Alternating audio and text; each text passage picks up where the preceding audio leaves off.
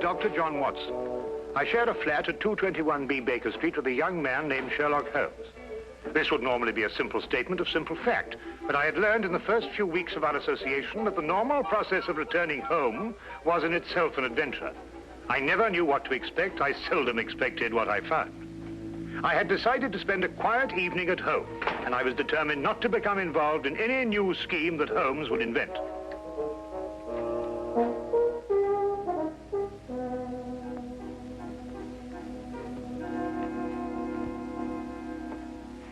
Sulfate gas. Oh? Do you remember the Dietrich case, when the defense tried to prove that no one could produce a deadly poison without a trained chemist? No. Well, I'm going to try it now. With kitchen utensils and a secondary school chemistry book. I knew it could be done. There it is, Watson. Brilliant. Now you've done.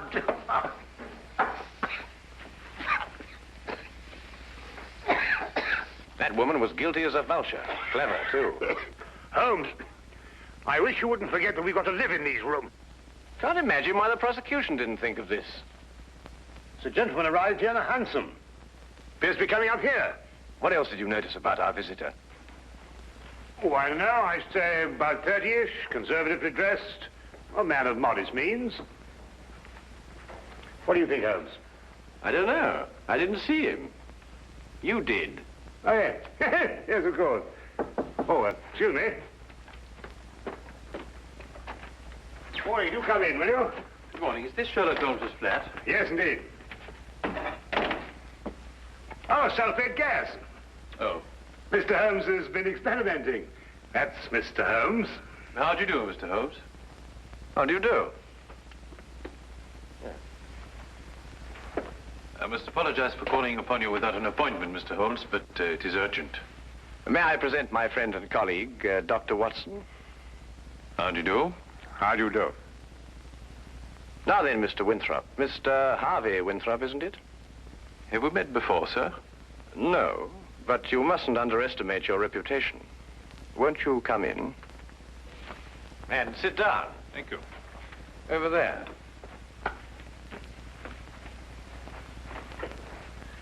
I had heard your powers of observation were remarkable, Mr. Holmes. Perhaps you also know the purpose of my visit. I can only say it's a personal matter. How do you know? It is always a personal matter when one consults me rather than the police. Of course. But my reason to see you actually concerns my elder brother, John. It is he who controls the family wealth. In the event of his death, I would be sole heir. Does his death seem imminent? Well, his life has been threatened. In what way? I noticed you didn't ask by whom. You took pains to point out that only you would benefit by your brother's death. If you knew who made the threat, you wouldn't be so concerned with your own innocence. You're right. I do not know who's making these threats. Actually, I don't even know if it is a who. I beg your pardon, sir? Well, it is possibly a what, Dr. Watson. In this case, the heritage of every old family. A family legend. What is the Winthrop legend? Every member of the family destined for a violent death finds about his person silver coins. Silver coins? Oh, you mean like those silver coins the pirates use, called pieces of 8? Exactly, Dr. Watson. Pieces of 8 as a warning, and at the time of death, a gold doubloon. Have these coins any special significance? 30 years ago, my father was killed by a fall down the stairs in the main hall of Winthrop Manor. A gold doubloon was found under his body. Was he actually seen to fall downstairs? No. The manor was closed and has remained so ever since. I assume your brother has discovered several silver coins. Each day for the past 7 days. I see. What has been his reaction? He has decided for the first time in 30 years to reopen Winthrop Manor. In defiance of the legend? Exactly. We are going to be there this weekend. Who is we? My brother, my fiancée, and myself. And I would like you too, Mr. Holmes and Dr. Watson, to be there as well. Well, that's very good of you, sir. Do you have any other evidence to substantiate your belief?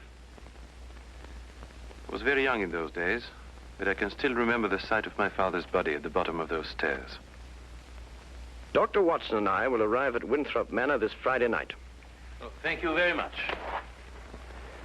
If there is anything I can do until then, or if there's any question you want to ask me before, please don't hesitate to call upon me at any time. We'll do that. Thank you. Again, thank you, gentlemen. Not at all. Good day, you, sir. Good day. Well, Holmes, what do you think? I think it's amazing the extent to which people will go to obscure the simple facts of murder or threatened murder.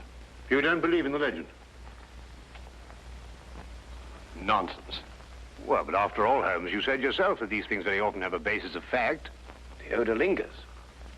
There was no mention of that in the Dietrich's case. I'm a man of science myself, Holmes, you know that. And yet there are things that happen every day for which they have no logical explanation. How would Mrs. Dietrich's have removed the odor? Of course, it could work equally well both ways.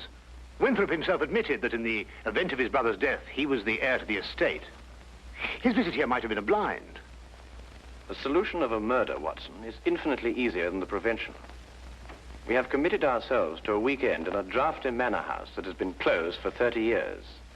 We will watch and we will wait. And in time, we will apprehend the persons or ghosts, who will commit the murder of the Winthrop legend.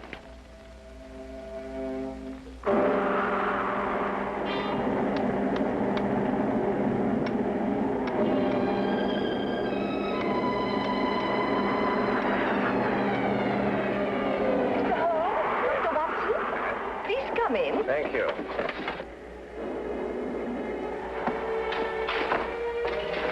The thunder was making so much noise, I wasn't certain I heard you knock. Yes, I think we got here just in time. Yes, we were worried that you were caught in the storm. I'm Mrs. John Winthrop.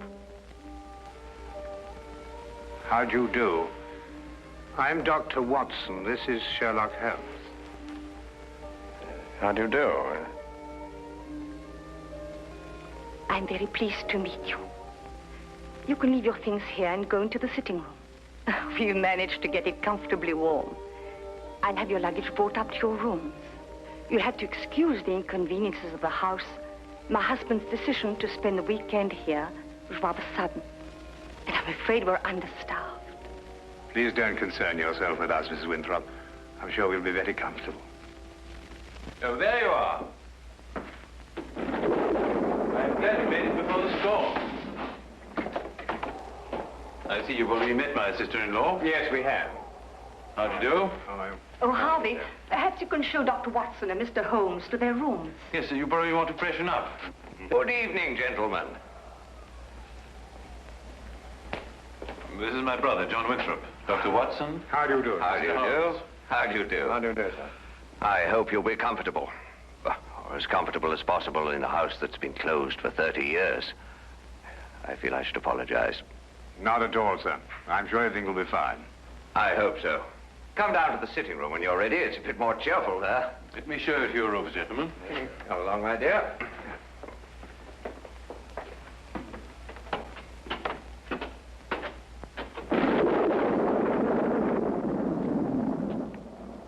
You didn't mention your brother was married. Didn't I? I thought I had. Then surely she would be the heir to the estate if anything should happen to your brother. No, the estate upon his death goes to the next male member of the family. Oh, I see. How did Mrs. Winthrop lose her sight? It was a riding accident, shortly after they were married. My sister-in-law is a remarkable woman, Mr. Holmes. She took to her new way of living with cheerfulness and thoroughness. Yes, it's always encouraging to hear of such cases. And it reflects great credit on those surrounding the patient. Oh, Peg, I want you to meet... Dr. Watson. And you must be Sherlock Holmes. Harvey has told me so much about you. Gentlemen, my fiancée, Miss Margaret Hall. How do you do? How do you do, Miss Hall? John and Alice are in the drawing room, darling. We'll be down shortly. All right, darling. I think we're going to have a wonderful weekend, in spite of this old house. Don't keep yourselves from us too long, gentlemen. You're a very lucky man, Mr. Winthrop. She's a lovely girl. As a matter of fact, you know, there's some very good hunting country around here. Do you go in for that sort of thing, Mr. Holmes? On occasion, sir. Not very often, thank you. My wife thinks I'm a bit reckless. She worries about my neck. A glass, my dear. Thank you. That appears to be a preoccupation with more than one member of your family, sir. You mean my brother, too? And the reason for your being here? Nonsense. I said the same thing. And you agree with me? You, too, think it's a lot of rubbish? I don't think we're referring to the same thing, sir. I'm talking about the legend, of course. Ah, I see. May I ask, sir, what precautions you've taken against it? What would one do? How does one fight a myth? Well, what's your opinion, Mr. Holmes? Should I take this matter seriously? You are obviously taking it seriously by defying it.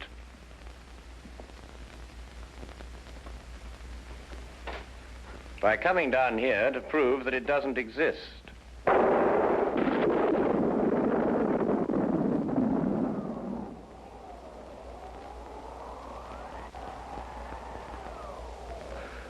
Jove, I hadn't thought of it like that. You're dead right, of course. But let me put it like this. Do you really believe the legend is dangerous? You are obviously overlooking the second conclusion, sir. If the legend is real and beyond our understanding, then your life may be being threatened by the supernatural. If we rule that out, then the threat has a very realistic source. In either case, the threat remains. I hadn't thought of it that way. But there are just the 6 of us here, Mr. Holmes. Surely if there is danger for John, it couldn't come from any of us. There are just the 6 of us now, Miss Hall.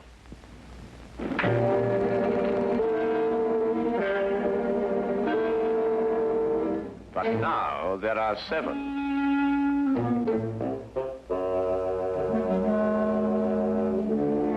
John, what is it?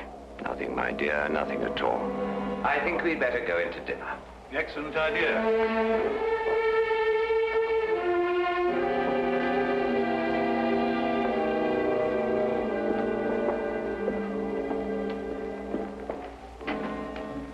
I don't like it, Holmes. Neither do I, Watson. Neither do I.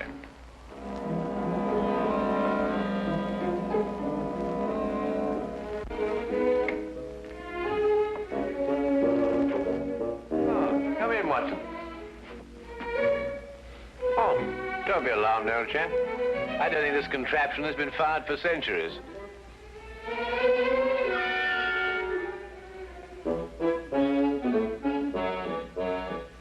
You could hardly expect me to know that from here, Holmes.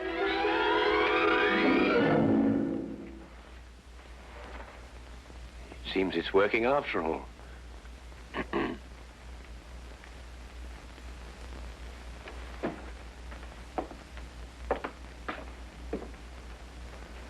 I wanted to talk to you about that dinner we just had. Oh, yes, yes. Excellent, Doc. Don't you agree? Well, it was better than the conversation, or lack of conversation, I grant you. Well, quite natural under the circumstances. Everyone's suspecting things they'd rather not say. What do you make of it, Holmes? Did you realize that young Harvey Winthrop was in love with Alice before she married his brother? Holmes, you're fantastic. How did you determine that? He told me. Oh. Oh, have you got a match, Watson? Yes, I think I should have.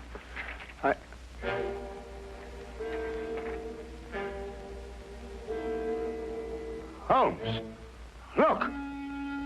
Yes, I know. I slipped it in your pocket during dinner. You what? I just wanted to see how easy it was to plant those things on someone else. Well, really, Holmes, for all you know, I might...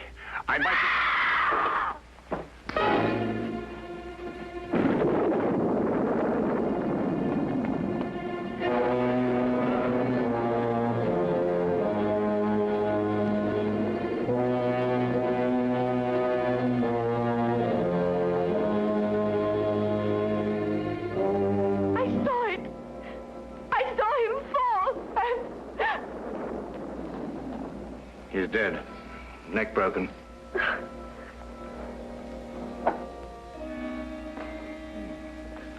A gold doubloon. What's happened? Will someone tell me? What's happened?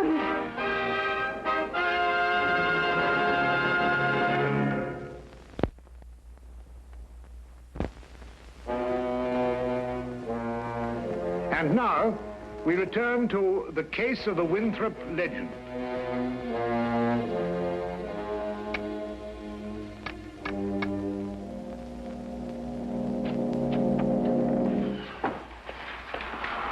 Had quite a time getting back here.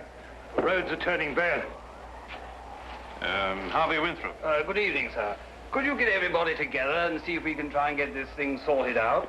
Where's the body? Over there. Broken neck. Died instantly. What do you say? You up there? Oh, good evening, Constable. That is Mr. Holmes. I've spoken to you about him. Oh, yes. Good evening to you, Mr. Holmes. Glad to have you on this case.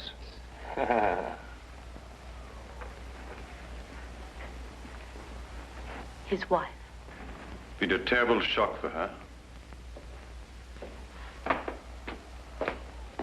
Oh, Mr. Holmes, I'd like to discuss this case with you. I've got several theories. Dr. Watson was telling me coming down in the carriage. I think it would be better if she retired for a while. These will help. Thank you, Doctor. Dr. Watson summarized the legend for me on the way down, but quite frankly, Mr. Holmes, I would say we're opposed to a devilish mind here. Holmes, really? I don't know. What on earth do you think you're doing? A button. At the very least, the very least. Observe, Watson, I've almost torn a button loose. Oh, so I should think after all those acrobatics. Are you going to sit like that all evening? And yet the late Mr. John Winthrop fell down a long flight of exceptionally sharp stone stairs without damaging his clothing. What's that? I'd better check. Yes, I think you had. He may not have torn a button, but he suffered some very severe damage to his neck, I'd like to remind you. An indisputable fact, my dear Watson. Well, what are you getting at, Holmes? That's right. Now we're getting somewhere. Come on, Watson, let's examine the situation more thoroughly. The killing blow was struck at the back of the neck, is that right?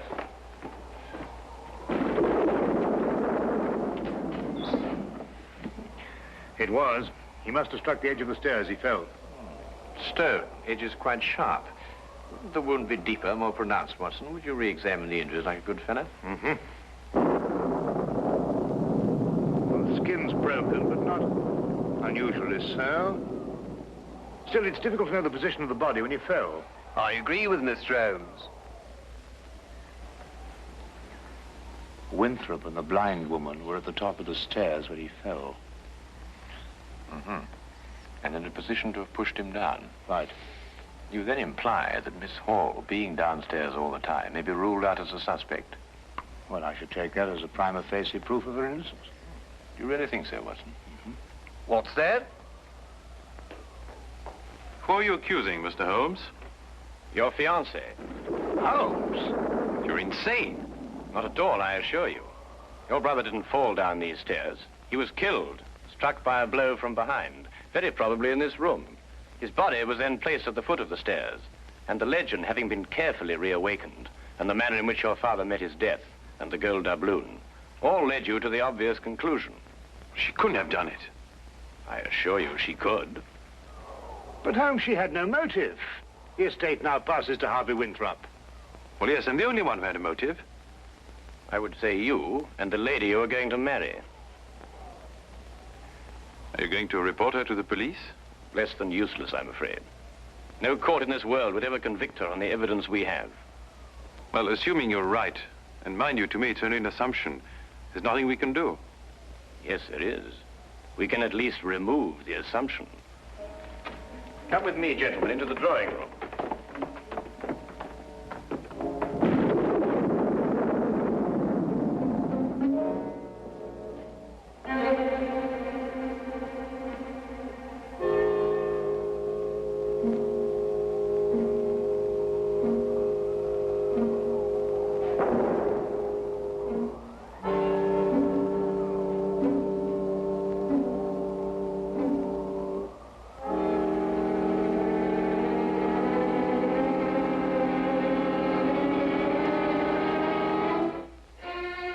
Oh, Constable. I didn't know you were there. Just looking around, routine, you know, miss. Of course. Did you want to see me? Not especially, miss. A few more things to check up on. The rest lies completely in your hands.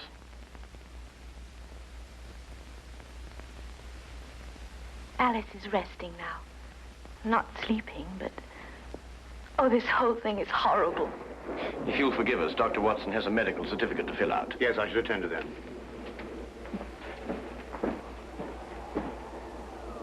Oh, Mr. Holmes. At your service, my good constable.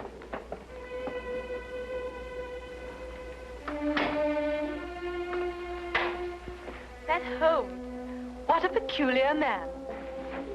What? Oh, Holmes, yes, he is, isn't he? Peg, Yes? Well, this is difficult to say. What is, darling? In light of what's happened, I think it's best we break off our engagement. Break off? But why? Well, there's certain to be a mess in the papers about all this. Oh, you needn't worry about me, darling. Well, actually, it's Alice I'm thinking of. Alice? Yes, she'll be so terribly alone now. In a way, I feel responsible for her. You love her. You've always loved her. And now that your brother's dead, you... You mustn't think that. There's something else. What else? Why this sudden protective fatherly interest? 10 years ago, Alice and I went riding across the moors. I started a race. Her horse broke away from her, and she couldn't stop him. He took a high fence and fell. And Alice became blind. But you can't live with that for the rest of your life. It was an accident. It was unfortunate, but it shouldn't influence our relationship now. I'm afraid it does. To me. John dies, and you take Alice. That's funny. That's really ironic. Ironic? What makes you see irony in such a situation? I don't know. I just meant nothing. Just an expression.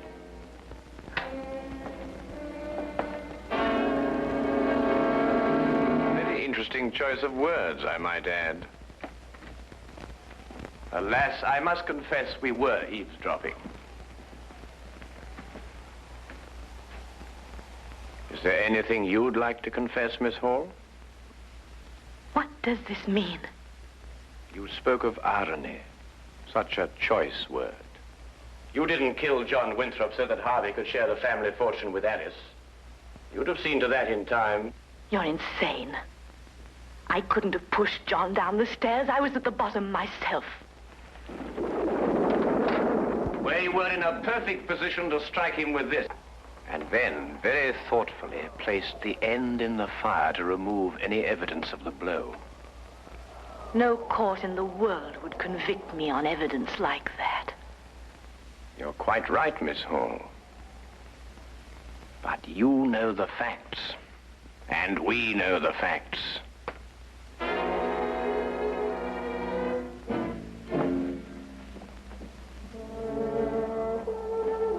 But surely, Holmes, something can be done. I don't think so, Watson. The young lady used her wits at an ancient legend. And a murderess walks free.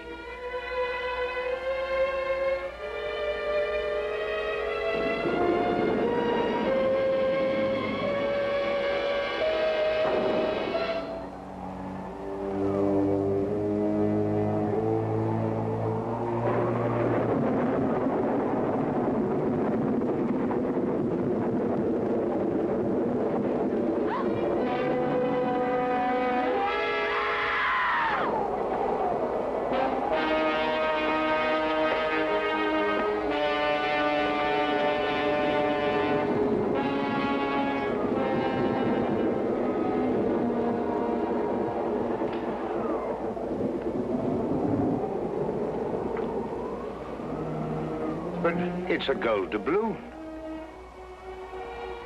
And she said no court in the world would ever convict her.